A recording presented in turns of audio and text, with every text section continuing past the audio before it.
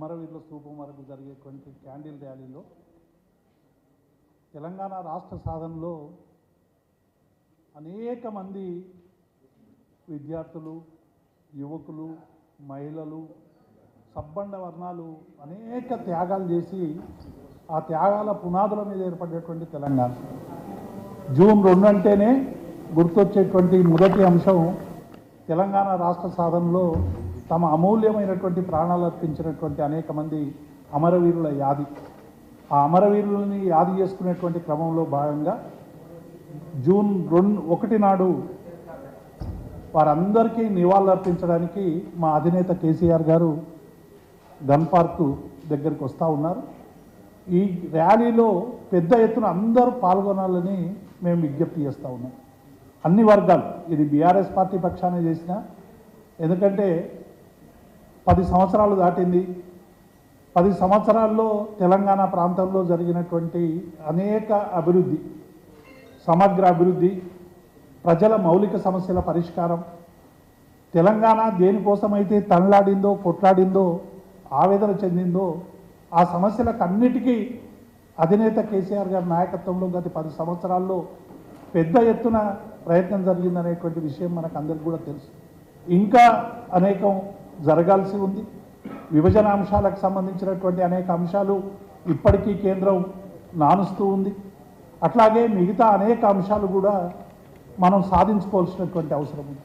అట్లాగే రెండవది, గత 10 సంవత్సరాల్లో జరిగినటువంటి అభివృద్ధిని, వికాసాన్ని విధ్వంసంగా సృష్టించేటువంటి ఒక కుటిల ప్రయత్నం జరుగుతూ ఉంది.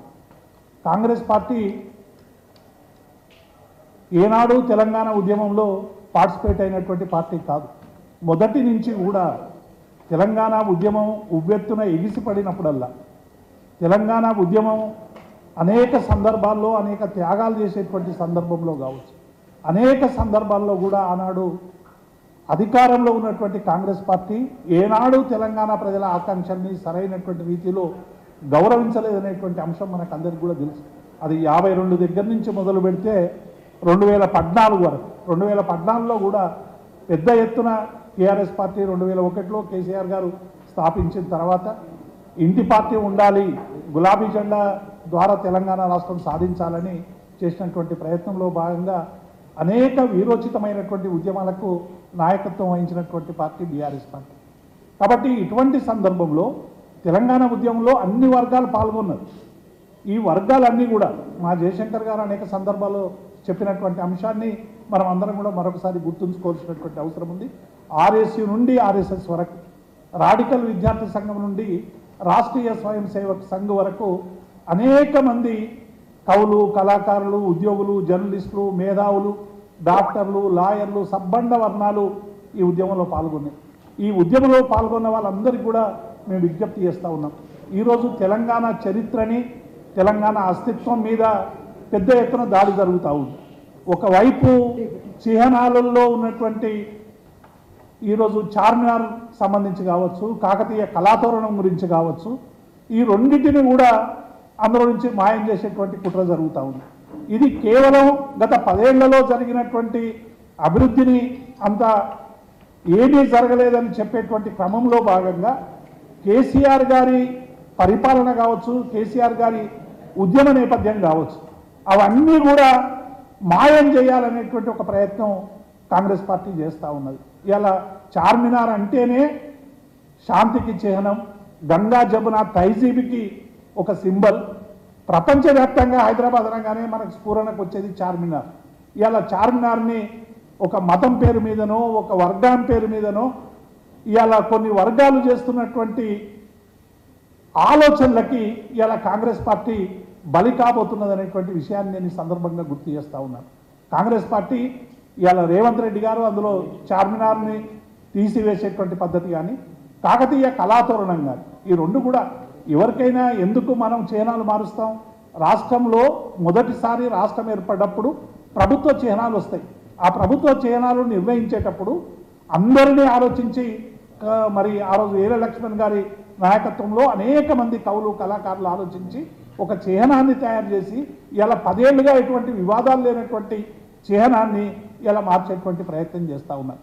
ఎందుకంటే తెలంగాణ ఉద్యమంలో పాల్గొనలేదు కాబట్టి ఆ పాత ఎక్కడ మా మీద పడతారో అనేటువంటి భయానికి, ఎందుకంటే ఇలా హత్యలు చేసిన వాళ్ళే ఇలా సంతాపం ప్రకటించినట్టుగా కాంగ్రెస్ పార్టీ అన్ని ఉద్యమాల్లో, అది 69 ఉద్యమైనా, నాన్ముల్కి గో బ్యాక్ ఉద్యమమైనా, తెలంగాణ మలిదశ ఉద్యమమైనా, ప్రతి ఉద్యమంలో కూడా ఆనాడు అధికారంలో ఉన్నది కాంగ్రెస్ పార్టీ. ఆనాడు వారు చేసినటువంటి నిర్బంధానికి అనేక మంది యువకులు బలైపోయినటువంటి నేపథ్యం మనం చూస్తూ ఉన్నాం. ఇవాళ నిజానికి అమరవీరులకి వారు జోహార్లు అర్పించేటువంటి నైతిక హక్కు కానీ, అమరవీరులను తలిచే హక్కు కానీ కాంగ్రెస్ పార్టీకి లేదు. కాంగ్రెస్ పార్టీలో ఏదో కొద్దిమంది కాంగ్రెస్ తెలంగాణ రాష్ట్ర సాధన కోసం ఉద్యమం చేసిన వాళ్ళు ఉండొచ్చు వ్యక్తులుగా, కానీ ఇలా పార్టీగా కాంగ్రెస్ పార్టీకి ఆ నైతిక హక్కు లేదనేటువంటి విషయాన్ని మేము ఈ సందర్భంగా గుర్తు చేస్తూ ఉన్నాం. గన్ పార్క్ దగ్గర ఉన్నటువంటి అమరవీరుల చిహ్నం చూస్తేనే మనకు గుర్తొచ్చేది కాంగ్రెస్ దృష్టాంతం. 369 మంది అమరవీరుల జ్ఞాపకం, అనేక మంది పోలీస్ కాల్పుల్లో మరణించినటువంటి ఘట్టాలు. కాబట్టి ఇటువంటి సందర్భంలో 1వ తారీఖు నాడు మేము మొత్తం తెలంగాణలో ఉన్నటువంటి అన్ని వర్గాలకు విజ్ఞప్తి చేస్తూ ఉన్నాం. ఇదేదో ఈ చిహ్నాల మార్పు బీఆర్ఎస్ కాంగ్రెస్ మధ్య వివాదం కాదు. ఇదేదో బీఆర్ఎస్ పార్టీకి సంబంధించినటువంటి అంశం, కాంగ్రెస్కు సంబంధించినటువంటి అంశమే అని చాలామంది ఇలా మౌనం వహిస్తూ ఉన్నారు. మేము వాళ్ళకి అందరికీ కూడా వినమ్రంగా చేసేటువంటి విజ్ఞప్తి, ఇది తెలంగాణ ప్రజల అస్తిత్వానికి సంబంధించినటువంటి అంశం, తెలంగాణ ప్రజల పోరాటానికి సంబంధించినటువంటి అంశం, తెలంగాణ ప్రజల సహజీవన గంగా జమున తహజీబుకు ఒక సాంస్కృతిక వారసత్వంగా నిలిచినటువంటి సందర్భం. వీటిని అన్నింటినీ దృష్టిలో పెట్టుకో